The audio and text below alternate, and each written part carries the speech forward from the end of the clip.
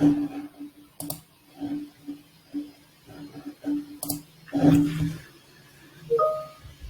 everyone. Welcome to today's webinar.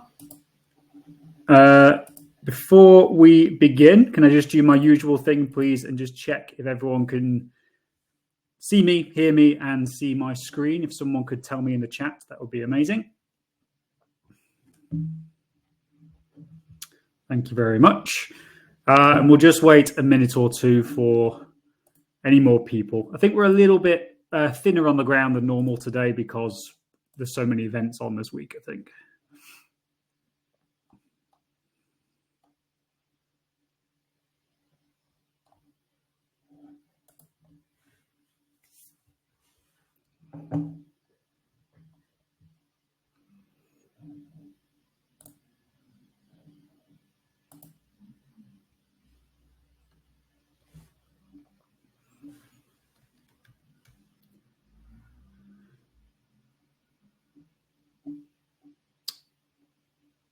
All right, that'll be long enough. So today's webinar, the title is Non-Variable Products in Infigo. And well, the maximum duration of the webinar, as always, will be 1 hour. Could be a little bit shorter based on the amount of content we've got. But of course, you can go ahead and ask any questions you might have. What we're going to be doing is just going through some features and capabilities of these non-variable product types that we've got available within Infigo, and some peripheral features to do with those as well. And my plan is to go through these at a fairly high level, so not really delve into it in too much detail, so that I can introduce you to as many features as possible. And what this means is that I can provide you with additional resources, or you can ask questions if you want to know more information about it. And what I'm hoping that you'll see is, okay, you might be aware of quite a lot of the features I'm showing you, but maybe there was one or two things which are brand new to you and might be of interest. So that's the theory I'm going with. We'll see how we proceed. Okay, and another little confession in terms of non-variable products. Although it does focus on these product types, a lot of the features that I'm going to demonstrate today are also applicable to the main visual experiences of Infigo, let's say, so the Invent and Mega Edit products. So a lot of the things are applicable to those as well, but I want to show them in the context of these other product types to just basically show you what they can do and some of maybe their lesser known capabilities. So as always, you have the ability to ask any questions in the chat. I will try and monitor that, but my wingman today is Duncan, who I think is online. Yes, he is. So Duncan will reply in the chat and keep an eye on that if anyone's got any questions. The webinar, as always, is being recorded as well. It will be uploaded to the Infigo Academy after the session concludes. Now, on my screen at the moment, I do have a page of resources that I want to provide to you. As usual in these webinars, I'll just copy and paste the link in the chat there. You shouldn't need your Academy login to get to that, if I've set it up correctly, but in case you do, the Academy sign up is free of charge, of course. And what this is just a very, very long page of bits of information, screenshots, and then links out to other areas of the Infigo Academy and other articles and that kind of thing. So you can get more information on a particular topic if you want it.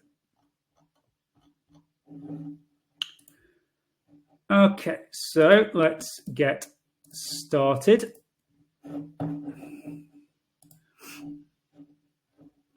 Just move my screen around a little bit, just so I've got everything I need. Okay.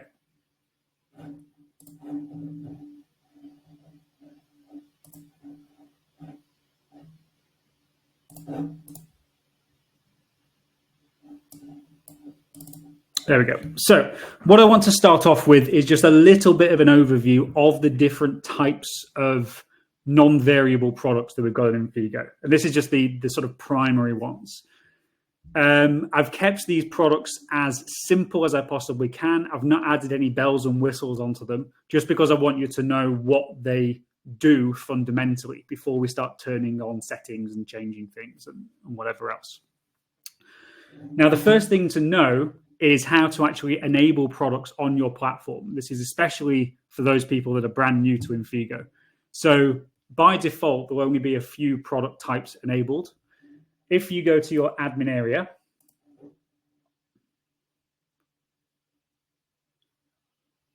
and then go to admin area settings, on this page here, you'll be able to enable the different product types. Now, you might have a slightly shorter list than I have here. I am logged in as a sort of super admin account, but simply check next to the products you want to make available on the storefront, and then you'll have access to them when you actually create a new product. If there's a product type that I go through today which isn't available in that list for whatever reason, then you should be able to contact support and we can turn that on for you. Okay, so let's start off with the most basic type, which I'm sure most of you are familiar with, which is stock products. So stock products are, what's the best way to describe them is, well, the description there. So kind of like a pre-manufactured good that's produced in bulk and kept in inventory for immediate sale. So this is where we're talking about things like off-the-shelf products, pick and pack products, pre-printed products, where you have a stock of them available and then someone orders them. There's no printing or special processes required. You just go and pack it in a box and send it off. That is a stock product. Not really any bells and whistles. When you're coming to adding it to basket and going through the checkout, there's no sort of artwork associated with it or anything like that. You are just directly putting that product in the basket and then proceeding through the checkout process. Nice and easy. So the next one I want to show you is static PDF. You'll see this one here is the only one that's actually got an image as part of the basic product. And that's because when we provide a static PDF to this type of product, it updates the image automatically if we want it to, just with an image of the first page of the PDF we upload. So a PDF is pre-uploaded to this product and it can't be modified really once it's in place. We can upload a new PDF to the product if we wish to do so, of course. And then when an order for the static PDF product is placed, the PDF is provided to the print operator as the required output file that's ready to print. So it is just a static PDF that's sitting in the background. An order is placed. That then becomes available in shared print operations, or if you've connected your system to hot folders or anything else, that artwork can be pushed there as well. But it doesn't mean it's variable. It is still static, the PDF that you have provided. Now, later on in the process today, we'll be going through the setup process of a static PDF product. It is super simple, but I'll leave it where we are for now. However, in terms of the customer experience, they still don't have much more going on in terms of special considerations. They just add it to basket and then they go through the checkout process. When you've got the static PDF, you do have the ability to control how the preview is displayed. And this is something else I'll show you a bit later on. So my PDF I've uploaded is one page, so I've kept it as a nice simple image, but you can have it as kind of like a flip book or just scrolling through pages. There's various ways you can have it displayed. And I'll show you this a little bit later on.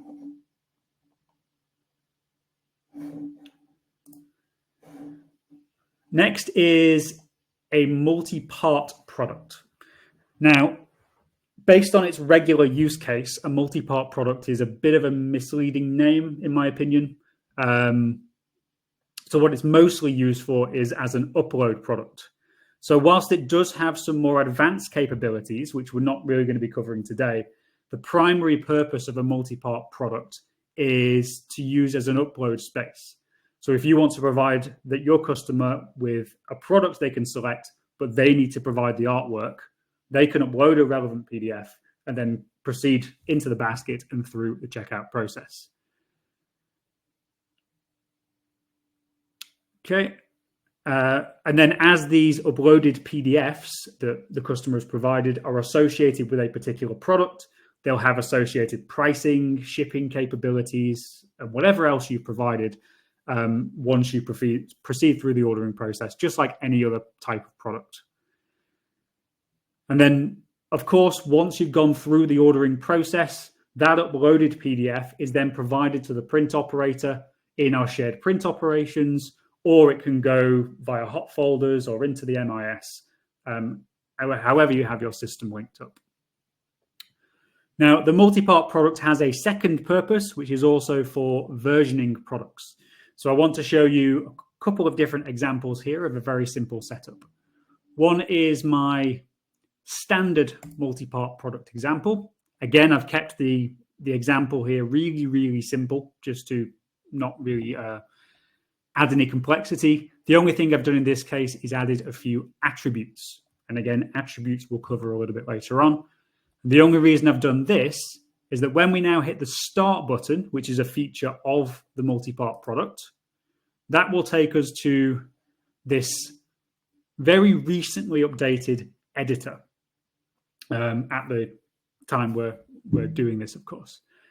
And this updated editor is just to make it a lot more user-friendly for those that are using it for the upload purposes that it's normally used for.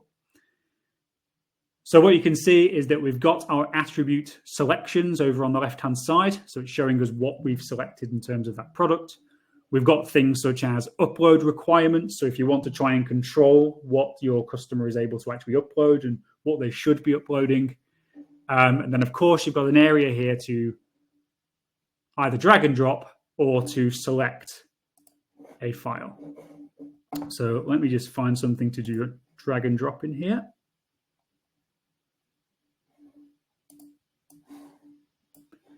So I'll drag and drop a PDF. And then it will immediately give us a preview of the first page. And then we can proceed to the general preview and then adding it to our basket.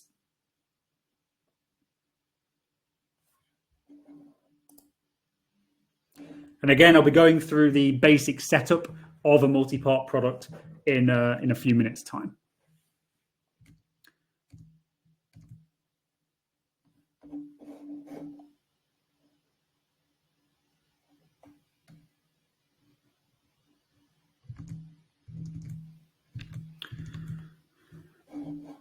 Okay.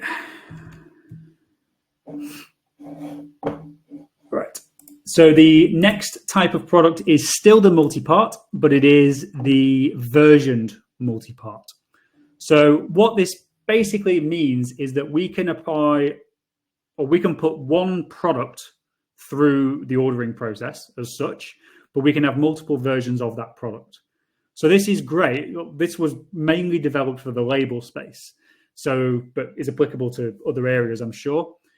This is kind of like, let's say you want to order a few thousand units of something, but you want a few different designs on those units. And you want to be able to price it as appropriate to give the easiest pricing or the best deal to your customers. So what you can do is you, still using the multi-part product, can say how many versions you have of that particular product, how much you want of each of those, and then we can click on upload and it will give us this slightly changed upload editor where we have the ability to apply a different artwork to each version.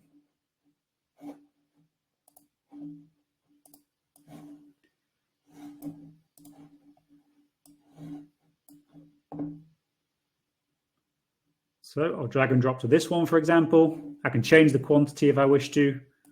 Then I can proceed to preview to make sure I'm happy. Save and next, and then the same one here.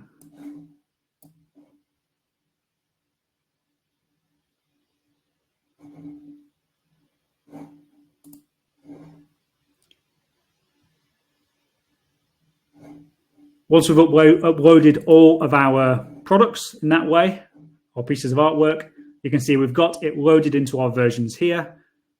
We can add that to basket. And then that comes into our basket as two separate order lines. So you'll see if I expand that entry we've just put in, I'll have two different order lines. And it will go through into shared print operations as such as well. Now, one thing I should mention about this uploaded editor format before I proceed, just for those that are a bit more familiar with Infigo. If you are creating a brand new storefront, I believe this updated multi-part editor will automatically be enabled on your multi-part products. You can turn it off if you wish to do so. But for those that want to put this on existing storefronts, you do have to enable it. So those that were existing before we implemented the functionality. So this is now testing my memory. I think this might be in the Infigo settings. If I just search for multi-part.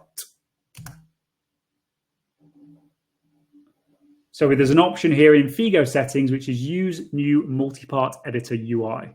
If you have that turned on, this slightly reformulated editor will be made available. And again, that's just a bit more friendly for those that are just using it for upload purposes.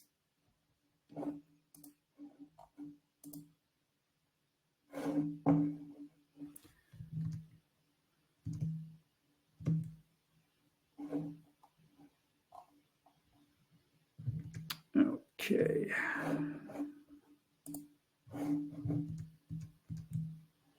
Right, the next type of product we have is probably a slightly lesser used type. I'm not going to be going through how to set this up today, but there are other tutorials and resources on this if you are interested in what it's capable of. So this is Kit product. This allows you to give the user the choice of adding multiple products to the basket through a single landing page. And this can be very useful in allowing the user to select different order line quantities and can theoretically serve as an alternative to using a category if you wish to do so as well. An example use case for is for a predefined pack of corporate products or something like that. So a single kit product would act as a parent product, bringing together multiple separate defined child products. So for this corporate pack, it could be a pen, a t-shirt, a thumb drive, whatever you want to include in there. So I've got a very basic example of one set up here.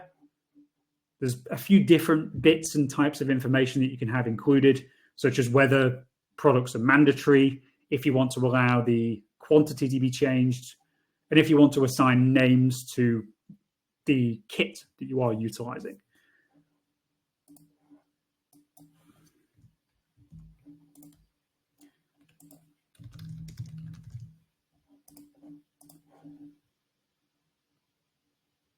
And go ahead and add that one to basket. That comes in as a kit. And again, we have multiple different order lines available.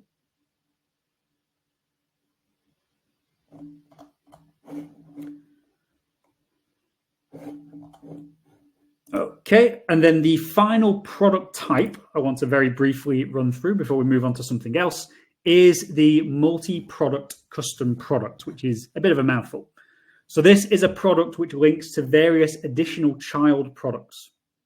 So again, I've got a very, very basic example of one here. It's possible to create a product landing page that has multiple products linked to it.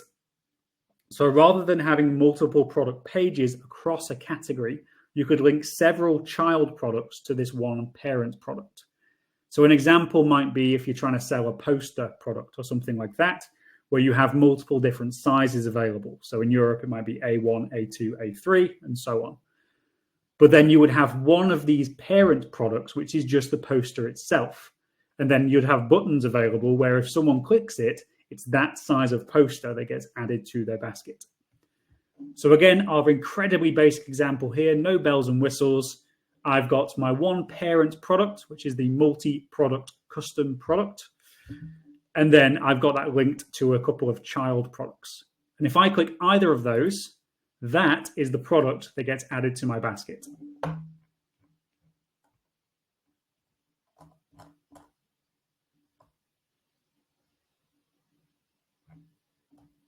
Somewhere, probably this one.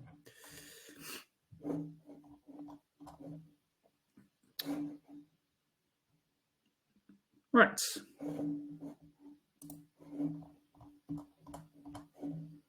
Okay, right. So let's take a look next at creating a product and customizing the landing page. And again, I'm not going to go through this in like really detailed step-by-step guide because one, a lot of you will know this basic process already, and there are additional resources. I want to get through as much as we can today. So let's start off with product management, which you can find under catalog, products, and product management. Now, the product management screen allows you to manage the entire catalog of products from within your Infigo storefront. It allows a range of capabilities such as updating and maintaining your existing catalog of products, along with the ability to create new products and to duplicate existing catalog content as well. So at the time of creating or recording this particular webinar that we're doing now, we are on the cusp of introducing an updated user interface for product management, which hopefully should be out within the next few weeks. Whilst the main functionality will remain the same, we're completely refactoring the product management page. So this delivers a fresh design and several new features to enhance usability. And I've got a sort of one of our own test storefronts here just to show you an example of those changes. So some key updates that are included in here, they include the addition of advanced search features with filters for product types, for tags, categories, and more. So this allows you to be very specific in your product searches.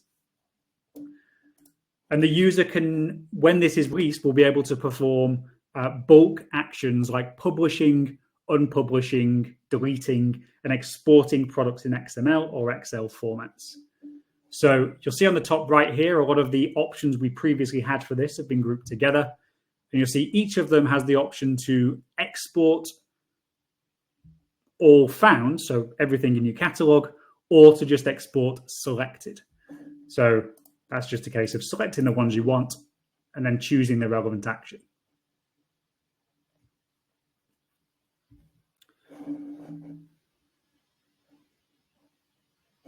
Okay, and then as we've just shown there, it sort of streamlines the interface by combining buttons and improving iconography for better readability, as well as adding pagination details for more streamlined navigation experience, let's say, than we had previously.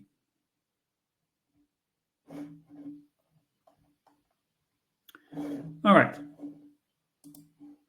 So I'll go back to my standard one here. So again, when this change comes in, they are similar in functionality. So I'll focus on the one we currently have. So creating products is nice and easy.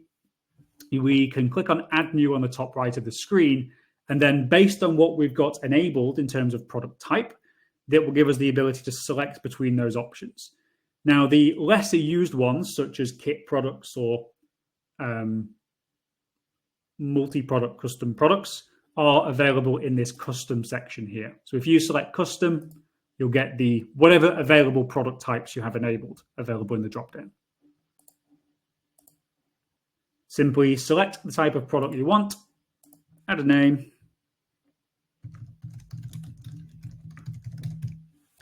and create. Once that's created, you'll have access to the product details page for that product, allowing you to specify details such as landing page information, pricing, categories, and so much more. Each product type will have many shared configuration settings. However, there are some settings that are product type specific.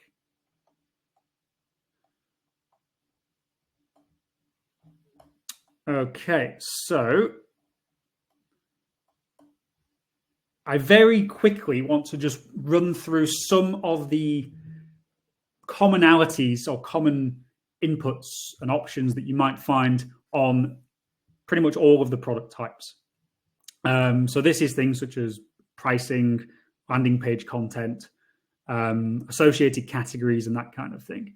Again, I'm not going to focus on these in too much detail. I'm just going to make you aware of their existence, and then there's resources, or you can ask us if you want more information.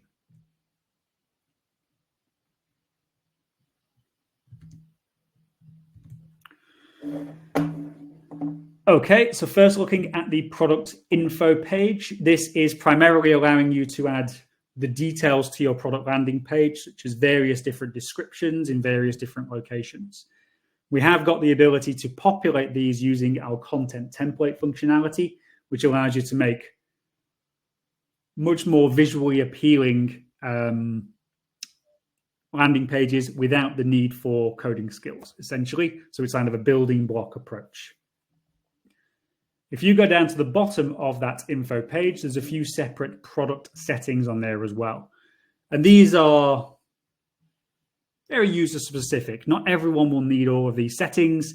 It's things such as allowing customer reviews. So a B2C storefront might want to allow reviews on certain products. You can put product tags on your product. So that will allow you to, it's just another way of grouping products together, really. So if you have a product tag, actually, let me show you a different product.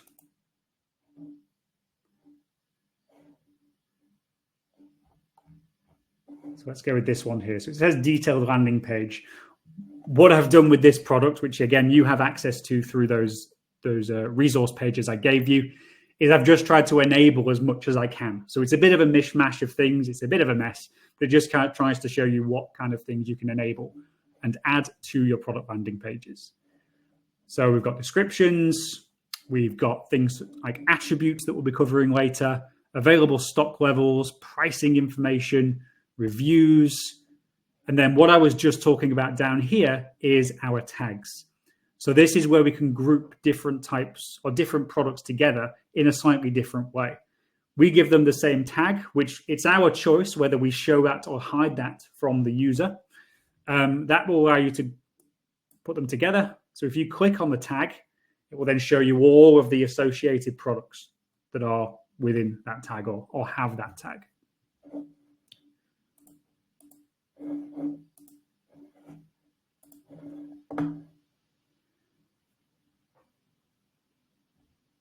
Okay, another very useful setting that you have down here is the admin comment. So if you do have multiple people working on a product, for example, the admin comment, as the name suggests, is just admin facing only. So put whatever note you like in there just for your colleagues' purposes or just your own memory. We also have the ability to put certain search engine optimization settings on a product by product basis. There's a whole series of tutorials on that. I'll skip product variant for a second to get back to that. We have category mapping. So that gives us the ability to actually assign our products to groups of products that we call categories. Again, we'll cover that a little bit later on. And then the next three tabs are all fairly similar things. So we've got related products, cross-sells, and required products. And all you're doing with these is basically associating products with the current product. And each tab is just changing how these are displayed. So related products will be shown on the product page itself. Cross-sells will be shown within the basket. And then required products are where the customer is obligated to add a different product to the basket when they add this product. So taking a look at our messy sample product, we can see that I've got a related product to the bottom here. So it's basically just advertising another product from this particular landing page. Or if I add this product to my basket,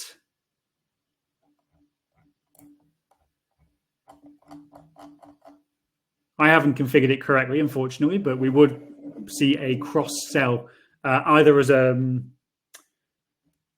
bar on the bottom showing you additional products, or you can have it configured as a pop-up window as well to actually show you cross-sell products. So basically, are you also interested in this item? That kind of thing.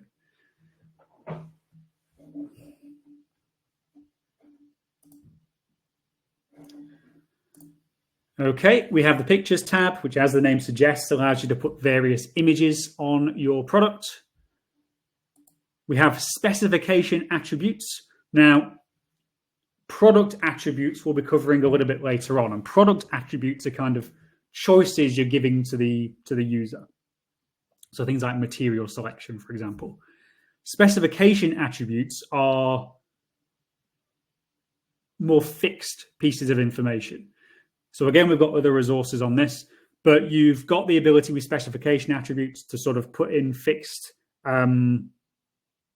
pieces of information that you want to either provide or hide from the user. So you can have them shown or hidden on the landing page, and you can put in predefined lists of information. So it might be like material, let's say, if it is a set material, or you can have it so that you can manually input the information in there as well. So we've got a basic example on our messy landing page of a specification attribute.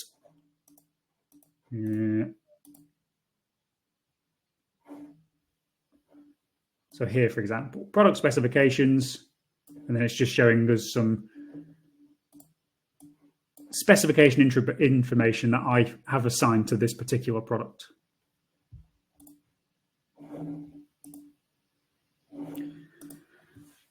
And then an important one to remember as well is the display settings tab over on the end. So this gives you the ability to show and hide a few other bits on your product landing page, things such as breadcrumbs at the top of the page, which is very, very useful. Just showing you sort of category structure and that kind of thing. But it also has a lot of settings here to do with reordering and changing around how elements are displayed on the page itself. So you can specify where all these different elements of the page are going to be displayed in relation to other bits of the page. And then you've got a simplified diagram at the bottom showing you the different areas.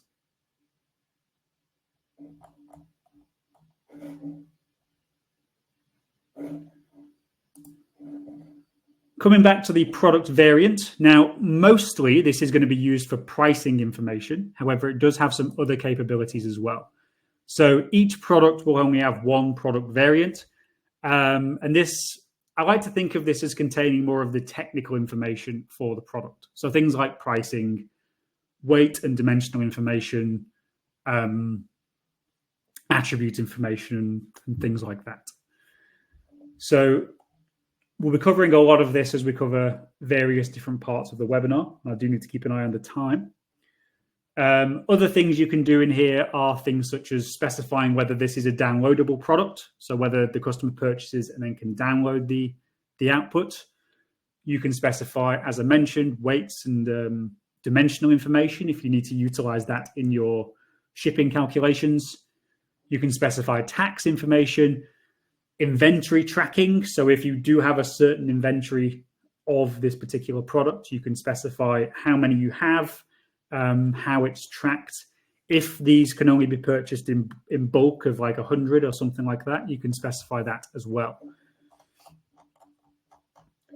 Other tabs on here. So we've got pricing, attributes we'll cover later on, discounts. So if you do want to apply discounts to a particular product, you can do so from this tab here. Although discounts are specified and set up in a different part of Infigo. And again, we have resources for that if you're interested.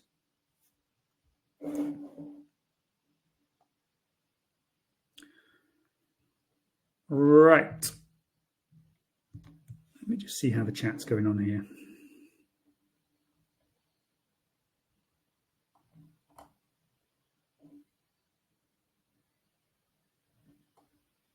Duncan's on it, all good.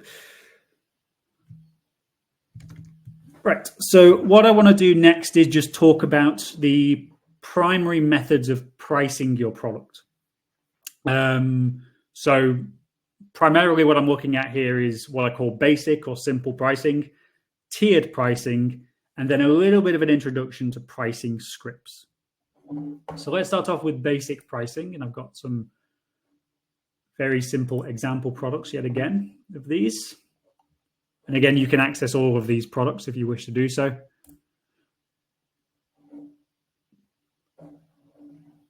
So there we have an example of basic pricing. So it's the most straightforward method of applying prices to your products in Infigo.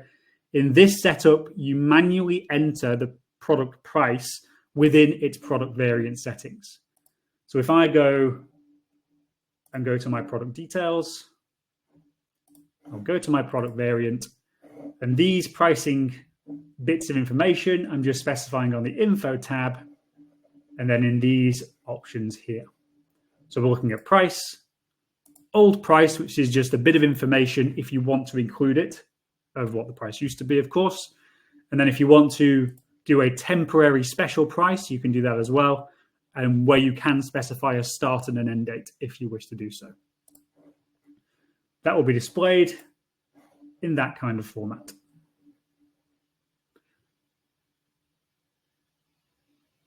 Okay, and this is just a price per unit. So regardless of how many we choose, we're not going to be able to change that price using this method.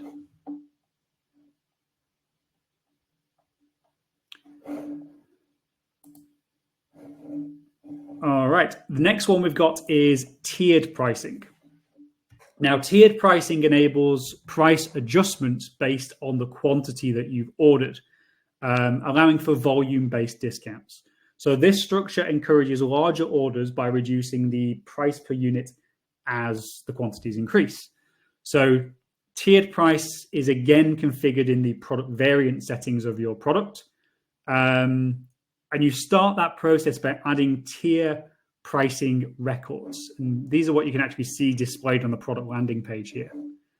So if I go to the variant details of this product, let's take a look. Go to my tier prices tab, and you'll see at the bottom here, I've got my tier price records. And it is simply a case of saying add new record, specifying the quantity, and then specifying the price.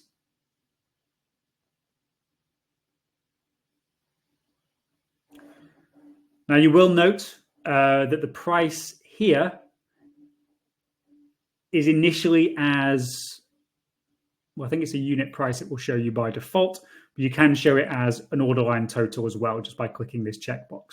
And it will try and make it clear if it is a total, whether it's price per order. So you can switch that up if you wish to do so.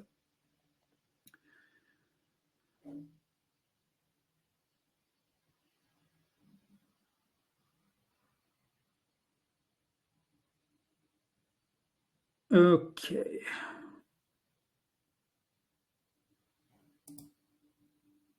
So I'm just reading through my notes.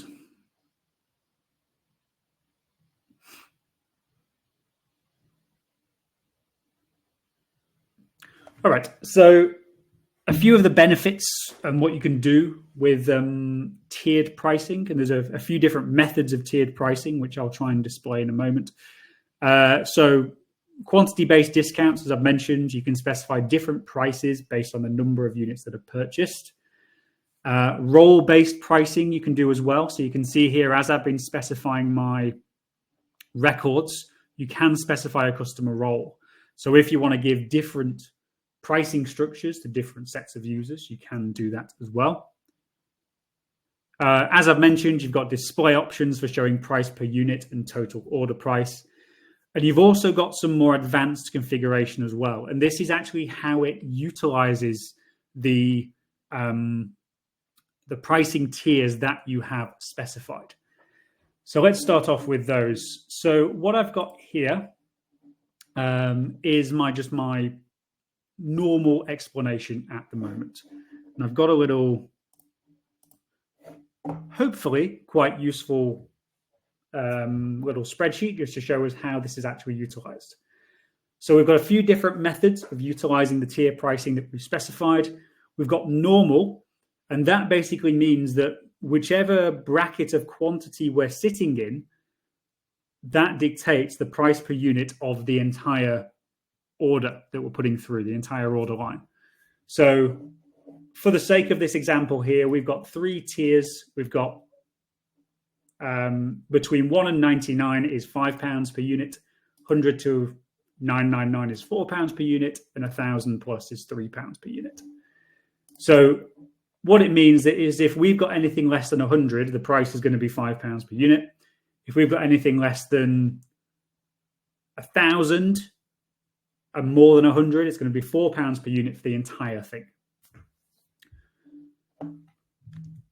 We also have the ability to use that as quantity-based pricing.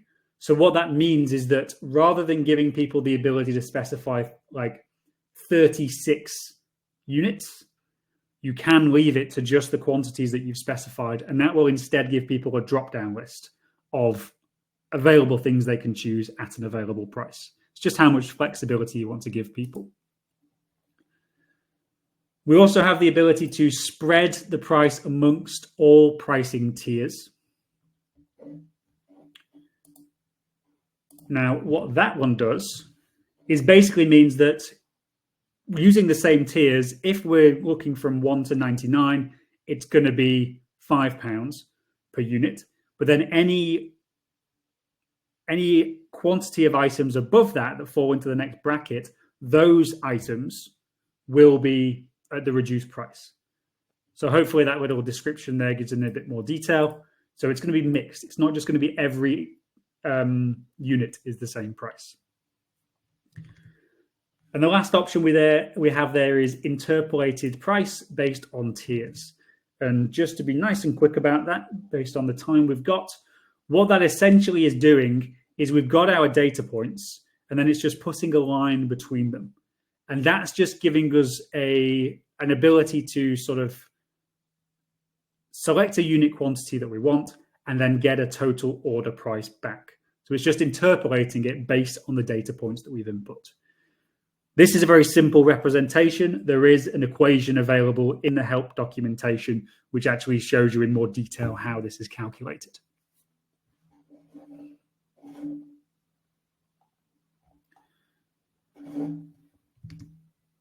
Right. So the last major pricing method that we have available is pricing scripts. So they're one of the more powerful tools for customizing product pricing within Infigo. So these scripts allow you to define pricing rules based on things like attributes, which again we'll cover later, quantities that you've input, and a combination of other factors. They offer a flexible solution for more complex pricing models than can be handled with basic pricing or tiered pricing on their own. Infigo do provide something called the generic pricing script, which covers the vast majority of use cases, although custom scripts can be created for specific business needs if you have the knowledge, or our professional services team can write those scripts as well. So how the pricing script actually works, and I'm focusing here on the sort of generic pricing script, is it's drawing information from a CSV that you've provided. So just from a database of prices. So what we've got in my example here is the ability to select between a few different options. And you'll see that's updating the price. And then it's also, in my case, linked to the quantity as well. So again, based on the quantity I select, that will change the price as well. And this is the price per unit in this case. And this is just, as I say, it's dragging information from a CSV that we've previously provided to the product for it to reference. I've provided the CSV that's in the background here to be downloaded as a sample if you want to reference.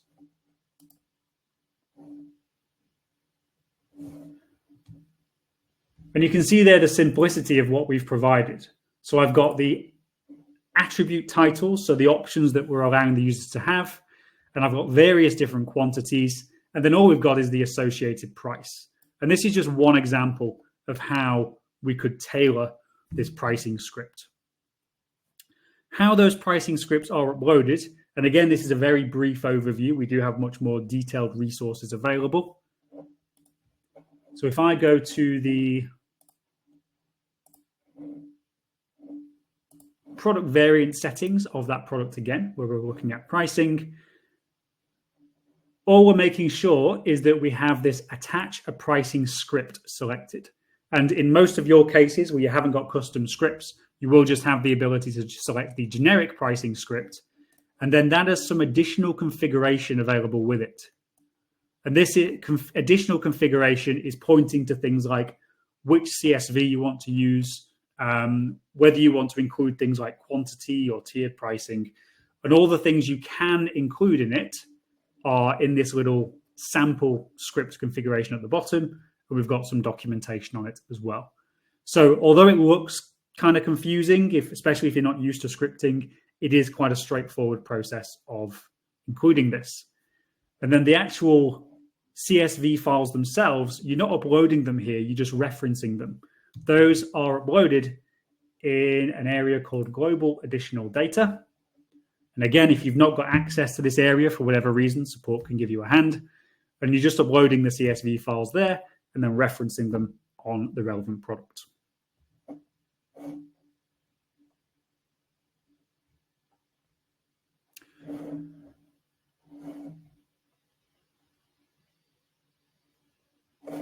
Okay, and just for the sake of completeness, there are a few other pricing capabilities as well, which I'm not going to be covering in a huge amount of detail here. Let me just show you an example. So other pricing, so things like sliding cost adjustments. So allowing you to change the pricing based on various factors. So this might be, for example, if you do have attributes set up with different materials, weights, dimensions, whatever it might be, you can have it so that there's changes in the pricing as a result. So it's like a kind of uplift or downlift of pricing. You can have customer-specific pricing, as we kind of touched on earlier on. So you can put in different pricing models for different customer roles, for example. You can disable the ability to purchase a product completely if you wish to do so. So it eliminates the pricing. And then you've got other things such as delivery price alterations as well. So if you want to add on a particular product to add a bit of an additional cost for delivery of that product, you can do so on a per product basis rather than having to specify it everywhere. And those are just a few examples of some additional pricing capabilities. Although the basic, tiered, and pricing script are probably the primary ways of doing so.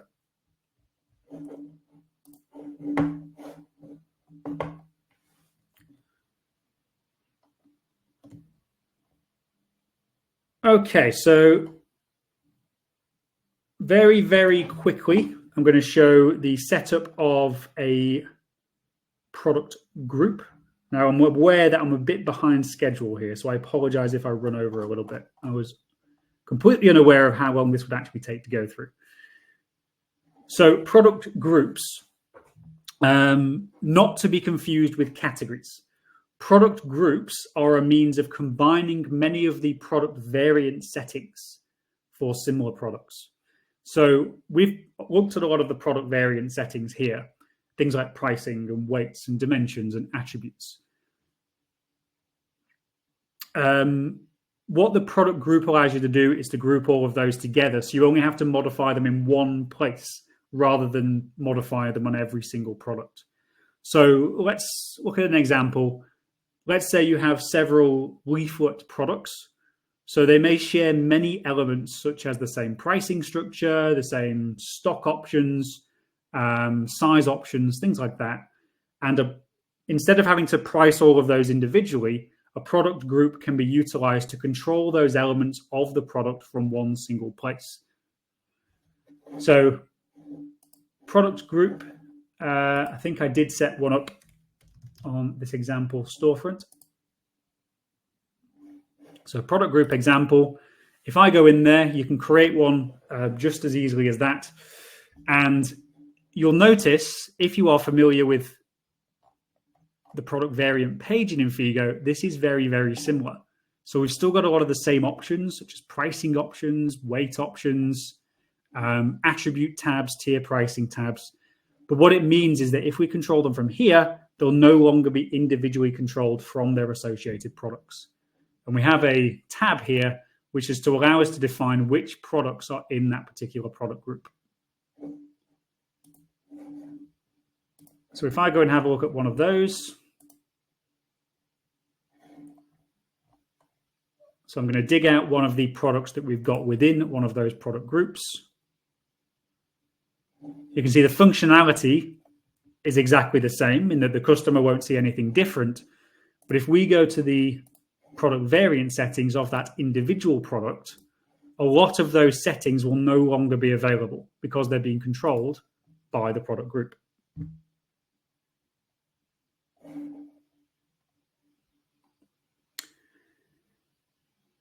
Right. Now I'm going to make the executive decision here to skip how to configure a static PDF product and a multi-part product. I think the vast majority of people that are on the webinar, and I apologize if there's any exceptions, are familiar with these kind of products. So I'm just doing that in the interest of time. One thing I will point out for those that are maybe a bit more unfamiliar, if you have got a product type which has its own unique number of settings, so let's say a multi-part product will have its own unique settings in some respects, a static PDF will have its own unique settings. Those are often accessed from a separate page. So let me just show you where those are. So if I go to the product page of a static PDF, for example, if I look on the top right of that page, you'll see that I have static PDF config. And you'll get a similar icon for the different product types if there are relevant settings for that product type. And they will just take you to the specific settings for those particular products.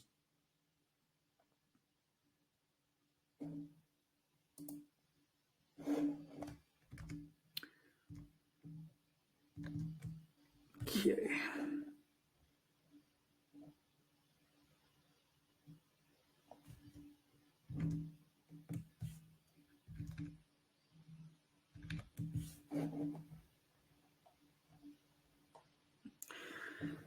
All right, so I think this one is quite important, and some of you may be unaware of its existence or just how powerful it can be. And this is the ability to actually utilize the batch tool for modification and creation of products. So if I go to my product management screen, and this will be available on the updated UI as well, you have the ability to export to Excel or export to XML. And exporting to Excel will give you that entire catalog of products in an Excel format. So I can open that up. And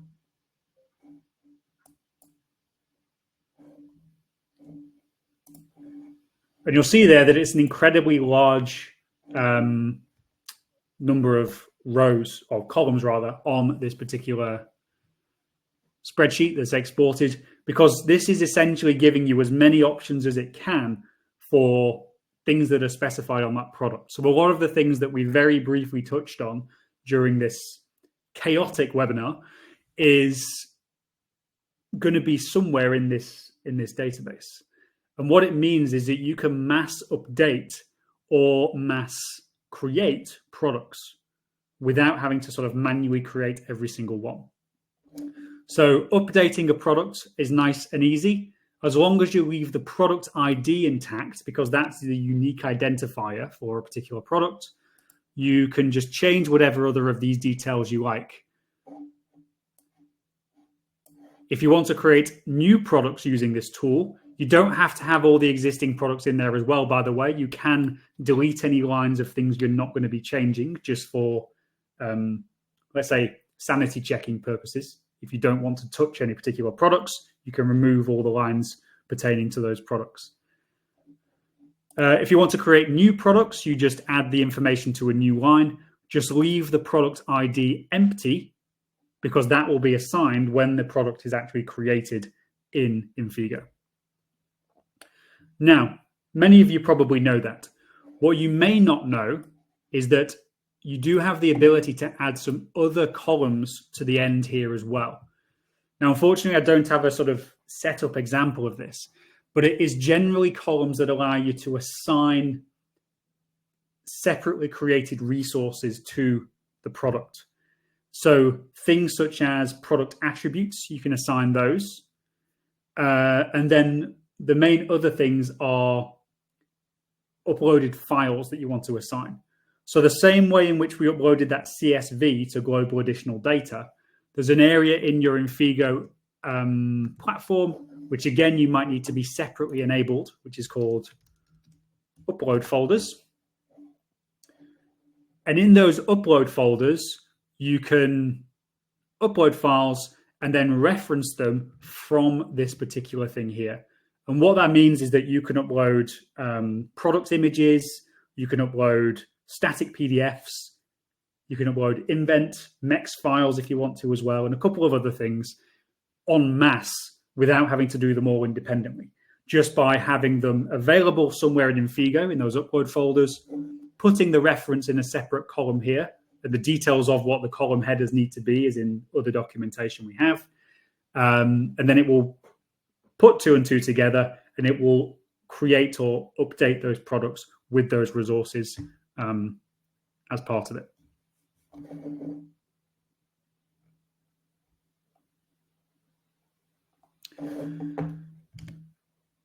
Okay, not much left now, just categories and a little bit on attributes. So categories are just a way, and I'm sure, again, most of you will be familiar with this, are just a way to group your products together, probably more from a customer-facing perspective more than anything else. So it gives you a way to sort of group different like-for-like products together. So let's say stationery, for example, you might have pens in there, notepads in there, whatever you need. But you do have the ability to create subcategories, which is quite useful. You can fully customize the category page, and there's various different ways you can, or bits of information that you can display on those category pages, which are quite useful as well. So if I go to my examples again, and then stick to my basic products, this is an example of a category page that you can have. And again, it's a mess because I've just enabled a lot of the settings that we have available to show you. But it does show that you can have it laid out in a lot of different ways. So what I've got here, for example, I've got the categories list over on the left-hand side, so I can easily navigate between all my categories. I've got descriptions and headers, which again, we can control using content templates if you want to make it very visually appealing. And then we've got our lists of products and subcategories. Now, interestingly here, I've got subcategories, but I'm displaying it so all of the products within those subcategories are also displayed on my parent category, which is quite nice.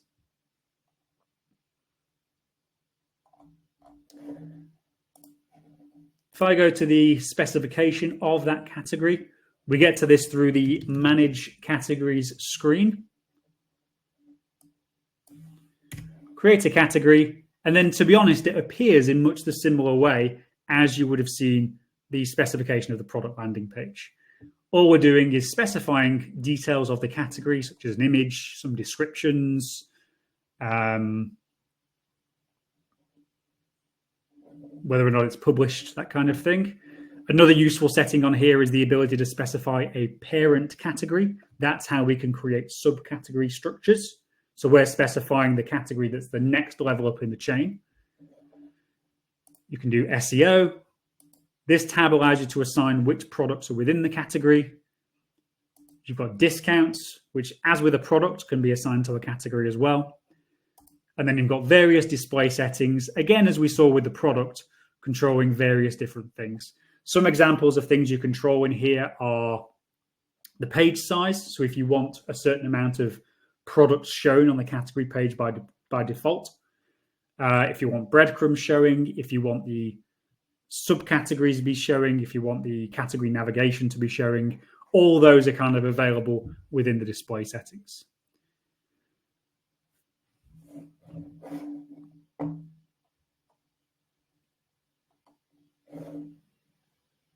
Okay, and then the final thing is just to talk very briefly about attributes. Now, I was hoping to have a little bit more time than this, so I will be running over by a few minutes. I apologize if anyone has to leave.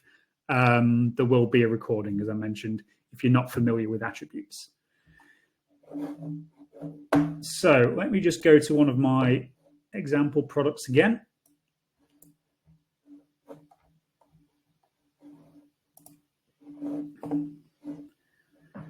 Okay, so as we've seen with other products, I've just sort of thrown as many things at this as I can. So it looks a little bit messy, but it hopefully gives an understanding of what it's capable of. So all of these selectable things that we can see on the right-hand side here are our attributes. Can take multiple different forms. So we've got drop-down lists, we've got radio buttons, check boxes if we want to apply multiple things. We can allow the user to input text, either single line or multi-line if we want to do so. We can give them the ability to choose a date if that's relevant to our particular selection. And we can even give them the ability to upload additional files and additional information if, again, that's applicable to what we need. And those are some of the most used attribute types, let's say. So as you can kind of see with that range of options there, they allow you to add customization to your products. This enhances the user experience by giving customers more control over their purchases. And then attributes are, as many of you know, they're going to be essential in web to print or e-commerce environments because they enable the presentation of required options. So things like size, color, finish, and so on. By setting up our product attributes, you can allow customers to tailor their orders according to their specific requirements, and then even adjust prices based on those selections if you need to do so. So you can see, for example, that on some of these, I have an uplift based on either an absolute value uplift or a percentage uplift. So if I choose one of these which has that uplift on it, it will affect the total price.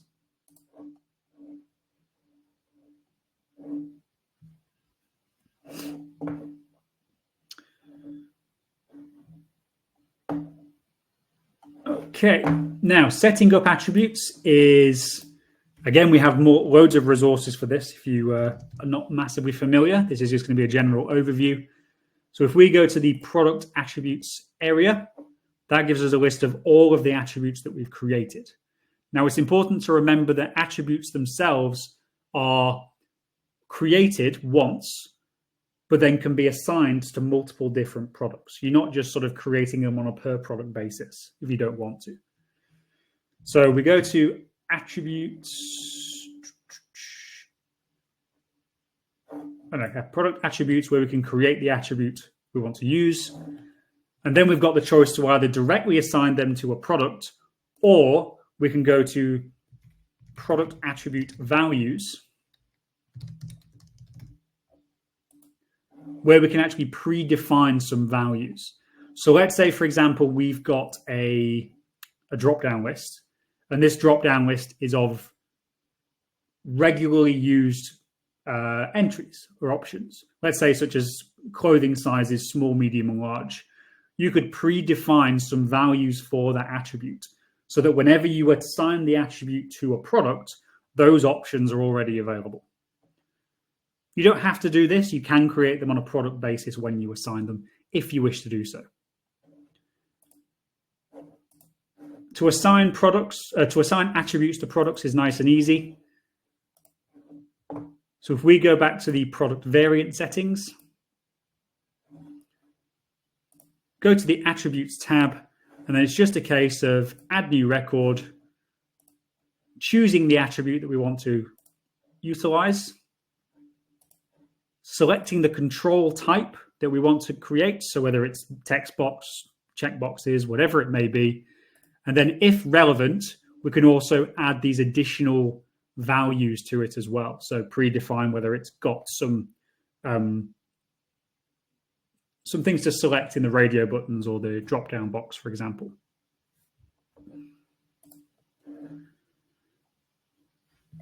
Now, we're not going to have time to go through it, but again, we have resources showing you how to create logic on your attributes. So let's say, for example, we have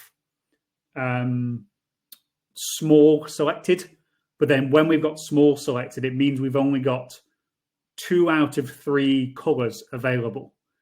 Now, what you can do is you can create some logic in there which says, well, when someone's got small selected, it shows only 2 colors. When we've got medium selected, it shows all 3 colors, and so on. So you can create logic around these attribute selections. We've also got the ability to do something called attribute combinations. So this gives you the ability to, attribute combinations come into play when you need to do things such as manage stock levels, manage different SKUs, or if you want different images to be displayed based on a specific selection of attributes.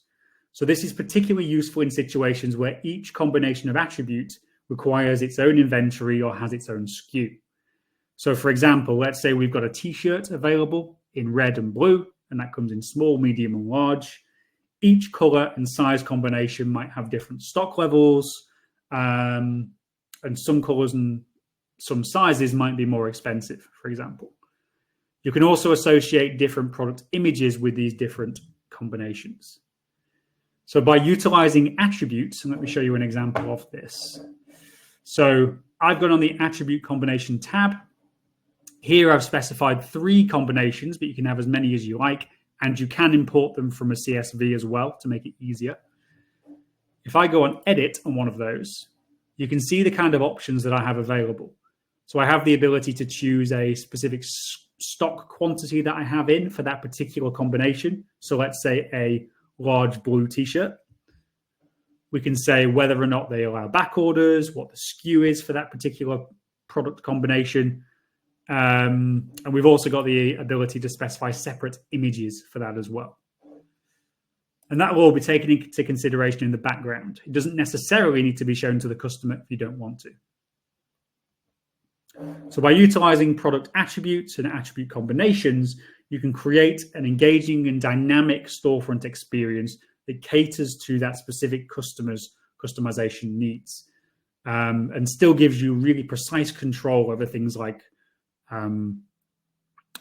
pricing, stock levels, and so on. Right. So I appreciate that is a bit more chaotic than my usual webinar. There was a lot more to get through than I thought there was. But again, that page, that resource link that I've given you right at the start does contain loads of links to additional resources, or you can search on the Infigo Academy and get links to articles or videos which go into these in more details. Again, this was more just showing you options that were available on those non-variable products. Okay, so I think that's about it from me. I can see that Duncan has been on top of all the questions that have been asked. So all that's left for me to say is thank you very much. If you do have any remaining questions, please do put them in the text box and we can reply to them in there. Yep, thank you very much for listening, and we hope to see you at the next webinar, which will be in about a month's time.